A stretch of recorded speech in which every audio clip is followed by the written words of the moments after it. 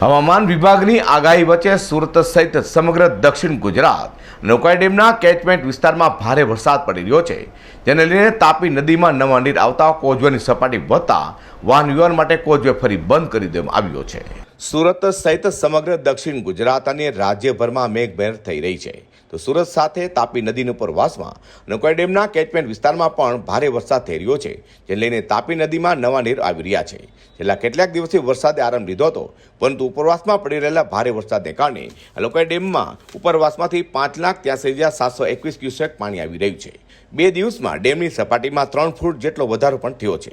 હાલ ડેમમાંથી 2,28,107 ક્યુસેક પાણી છોડવામાં આવી રહ્યું છે.